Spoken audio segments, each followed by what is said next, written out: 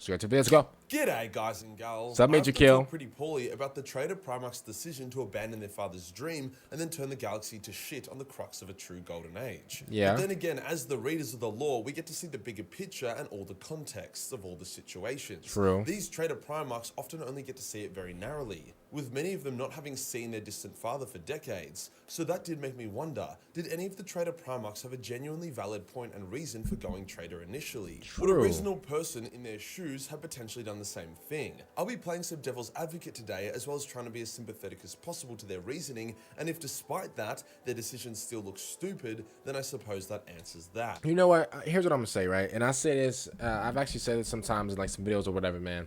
There's always, man, listen, there's three sides to a story, okay? There's this person's side, there's this person's side, and then there's the truth, right? Those are the three sides to a story. And at the end of the day, man, a lot of people's like perspective on something, you know, bro, like it is crazy how, man, some people can see the world as like all evil and stuff like that, and then how, like, you know, some other people can see the world as like beautiful, whatever. And obviously it depends on, like, you know, like what circumstance you're in, you know, where you live at and stuff like that. So at the end of the day, it's all about people's perspective.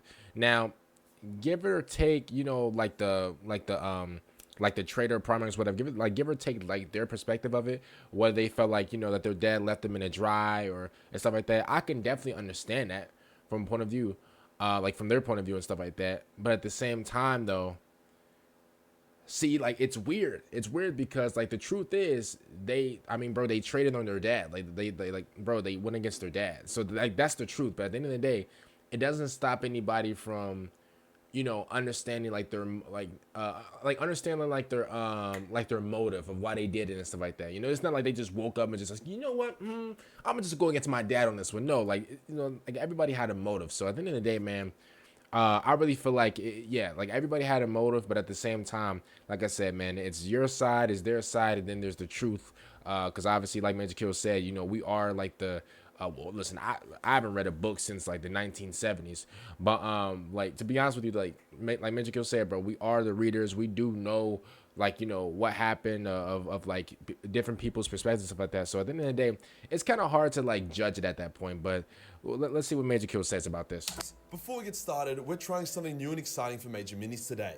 I have partnered up with the 3D art guy, easy to remember name, to offer you guys and gal the Big Magical Giant, as well as his Space Egyptian Honor Guard, available for sale right now. The Big Magical Giant himself is obscenely detailed. I'm talking like a Big E level of detail, whilst also featuring multiple head variants, weapon variants, and even loadout variants. Do you want him to throw a fireball? Do you want his stuff to be that of the sun or the moon? He's very modular, so you can really customize him however you want. That's really nice. The Honor Guard are also similarly modular, multiple head variants, weapon variants, and so on.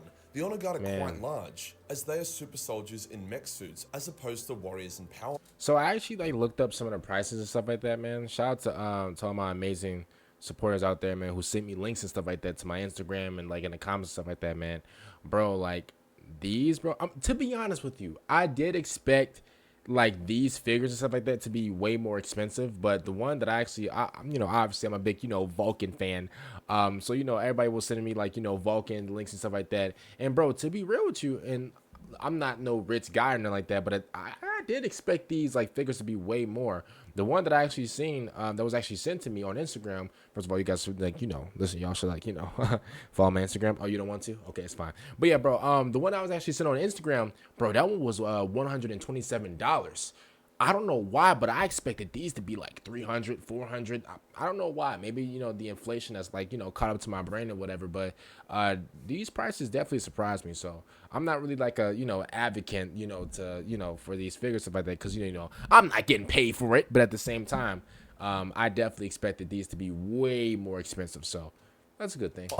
So they really stand out on the battlefield. The Big Magical Giant comes in 32mm tabletop scale for all your wargaming needs, 75mm art scale if you want the details to be a bit bigger and easier to paint, as well as 112 scale for the sickos of you that like a challenge and really want to go berserk. I will warn you that the Big Magical Giant is a very detailed, complicated model. So if you have never bought a model before, then this is probably not the one to start with. But you do you, I'm not your dad. Stock is super limited. We offered our VIP customers early access and we've already sold half. So I wouldn't be surprised if by tomorrow this is all sold out. For a bit more context on how this partnership with 3D Guy works and how it will work going forward, he modeled these guys and you can actually get the STL for the Big Magical Giant right now if you go to his Patreon, which also features many other highly detailed STLs. I'm not going to try and pretend I'm the only way to get it. I'm not. However, it is a very complex, detailed model to print. It took us multiple test prints of each scale before we're happy with the final print, supports, and result. So unless you're an experienced printer, it'll probably be... Bro, look at the detail in this, man.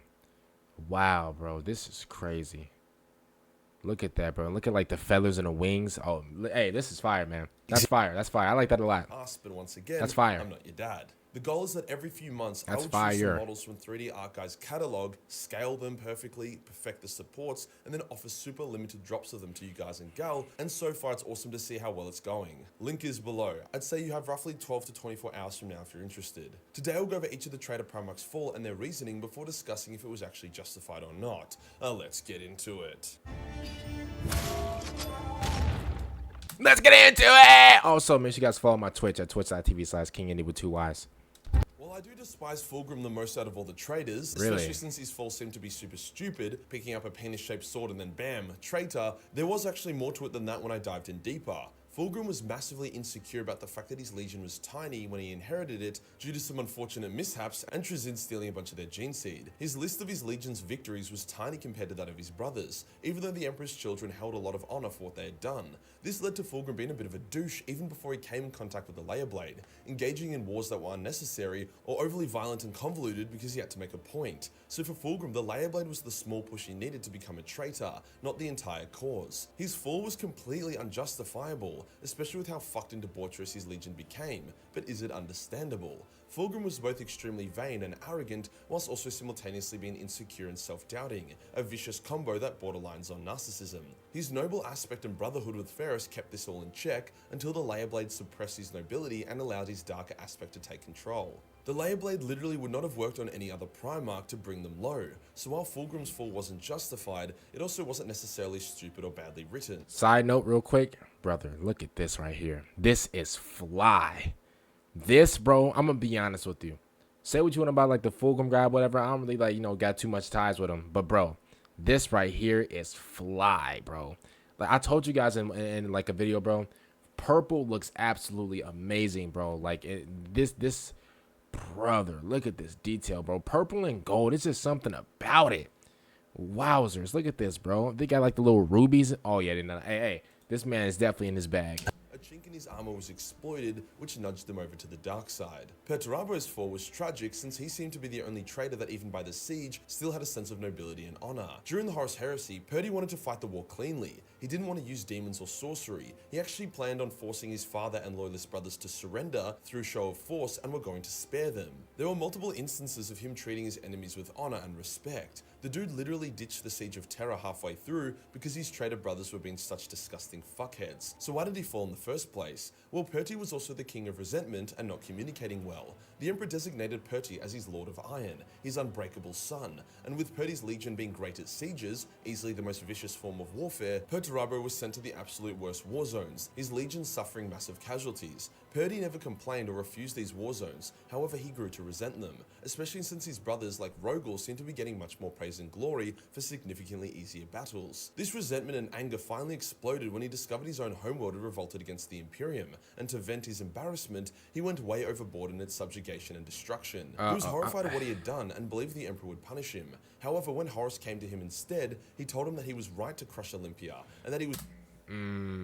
I was just about to say, like, because Majorkill literally just said that he felt guilty, but then Horus came through and like kind of took advantage of it and was like, oh nah, bro, like, even though like you just became a crash out and you just like did what you did, it's fine, bro. Like everything, everything is just easy peasy lemon squeezy, like and obviously that was Horus's. Well, oh no, my bad.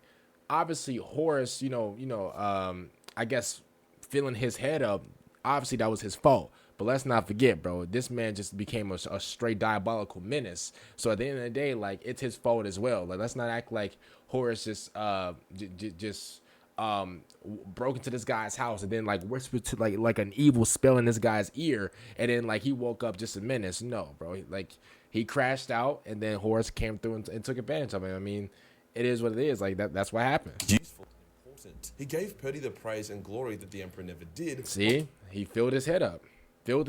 Now he was like, oh yeah, you know what, man, you right, bro, I am a crash out, and then like, you know, join up Horus. I mean, Basically saying that the Emperor would never forgive him, but Horus would if Purdy stood by his side as a brother. It's pretty similar to Fulgrim's fall in regards to a chink in the armor being exploited. If Horus tried to give Purdy the Laer blade, Purdy would have told him to shove it up his ass, but give Purdy some love and appreciation and he'll become your ride or die. However, yes, this was more so on Purdy refusing to communicate or express his desires to the Emperor.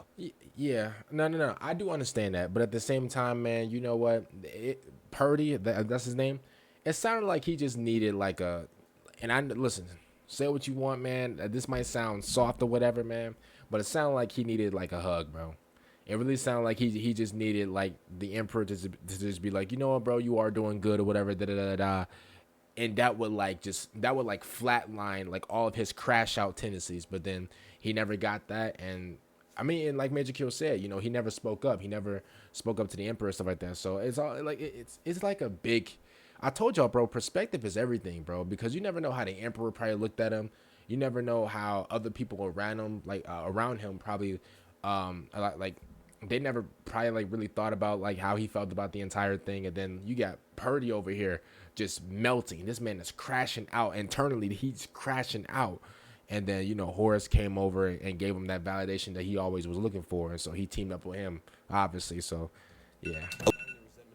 Instead of actually dealing with it. Purdy had created a cage around himself that only he could see. To be honest, the Emperor probably wouldn't have given a fuck about Purdy smashing Olympia. The Primarchs did shit like that all the time. Yeah. But Purdy had a very warped sense of reality, where everyone was against him, that he had convinced himself that betrayal was his only option. Conrad Curse was never exactly the most reliable. That's like people in real life. I'm sorry I keep pausing, but that's like people in real life, y'all. A lot of people in real life think, the thing is, bro, a lot of people in real life think that, like, nobody care about them and think that nobody love them and think that they're just like the worst of the worst. And to be honest with you, bro, 99% of that, bro, that's just in your head, you know, because even though some people might not like you, whatever, bro, it doesn't mean that everybody don't like you. It doesn't mean that that you aren't loved by somebody.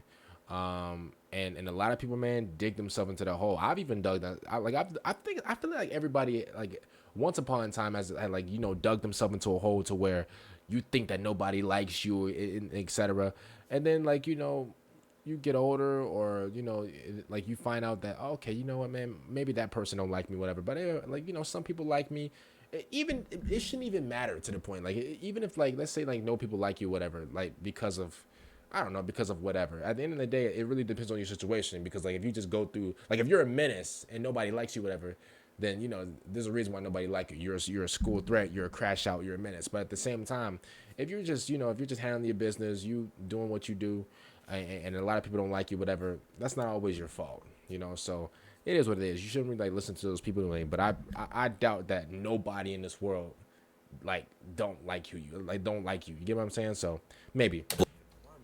When the heresy broke out, the Night Lords were actually already on the run and were actively being hunted by the other legions to bring them to heel for their atrocities, as well as Conrad attacking and nearly killing Rogal Dorn. Psykers was going insane and had begun foreseeing the heresy, which drove him even crazier, especially when he foresaw that his legion was going to be on the traitor side. As Conrad convinced himself that all his visions would inevitably occur, he believed he didn't have a choice in the matter, so he joined up with Horus. It also didn't help that Conrad was sadistic and his legion was full of genuinely evil people who wanted to become traitors. For Conrad, his decision was entirely justified, as it wasn't a decision at all. However, as we know, futures are never set in stone in Warhammer, no matter what the visions show.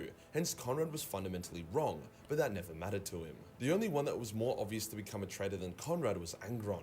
Angron hated the shit out of the Emperor from day one. You know what, bro? And I understand his story, bro. I'm gonna be honest with you. He gets a pass. He gets a clear pass, bro. I do understand. I understand why he don't like the Emperor. So me personally, I'm giving him a pass regardless. I'm giving him a pass. I don't care what you say, bro. Oh, he's a crash out. He's a menace, whatever, etc. he gets a pass in my book, bro. Due to the Emperor taking Angron away from his final battle and leaving his men and women to die, something Angron never got over. Angron also saw the Emperor as a high rider, an enslaving tyrant who used those under him to further his own agenda.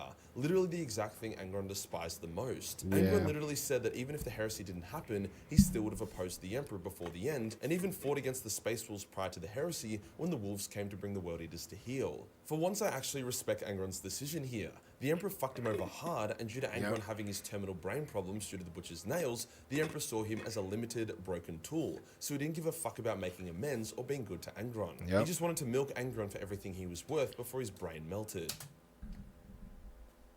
I agree, bro. He gets a pass.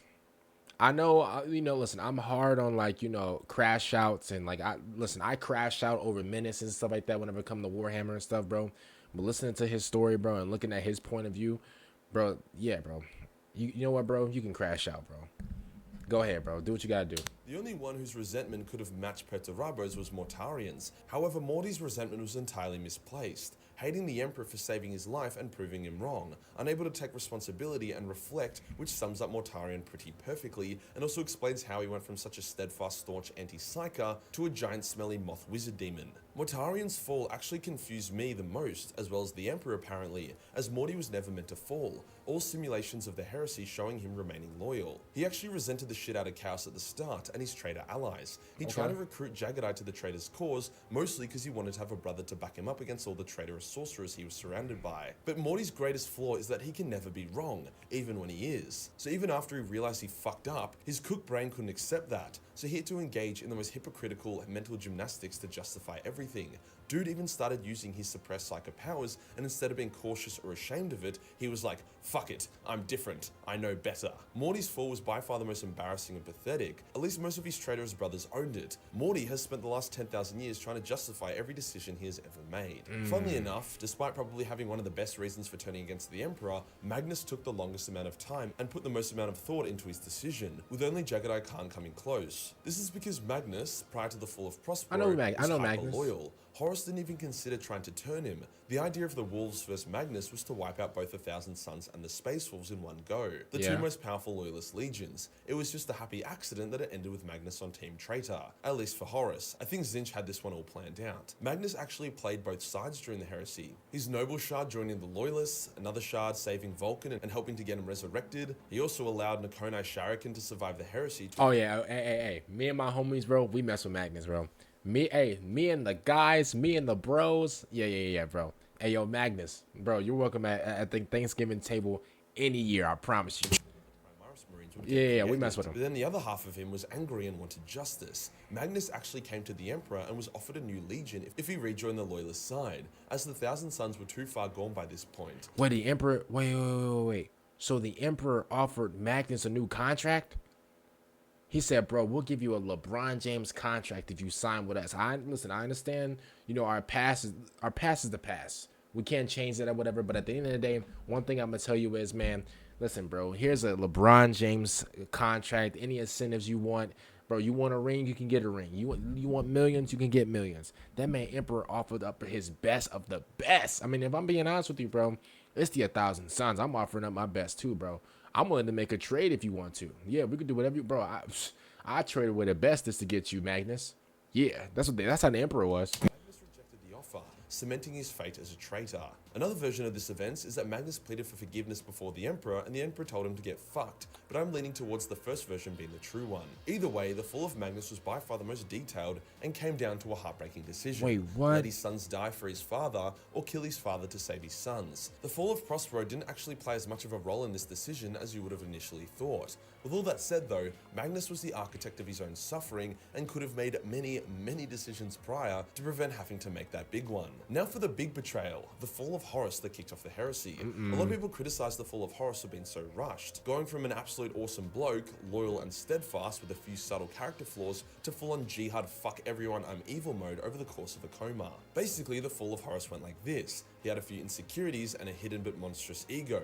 He was stabbed with a chaos knife that poisoned him and was killing him. He became very melancholic and expressed his insecurities, regrets, and resentments. He was then taken to a chaos temple and put into a coma to be shown visions. Erebus entered the coma under a hidden guise to show Horus visions that were out of context, visions like a world dedicated purely to the worship of the Emperor as a god without a statue of Horus being there, using those visions to feed lies to Horus. Magnus attempts to intervene to save Horus's soul, but Horus just eats up the lies from Erebus and agrees to become the arch-traitor, kicking off the heresy. Unfortunately, this whole franchise is just built up on just just lies, depression, anger. Bro, this whole thing is just built up on just it's nothing good at all. It's just a bunch of just deceitful just stuff. Like, man, I feel so bad. Just doesn't do it for me. Unlike Morty or Fulgrim, Horus's character flaws were pretty subtle and should have not been so easily exploited. Loyal Horus and Traitor Horus just feel like two entirely separate characters. Lorgar had a similar mindset to Conrad in terms of life being black and white.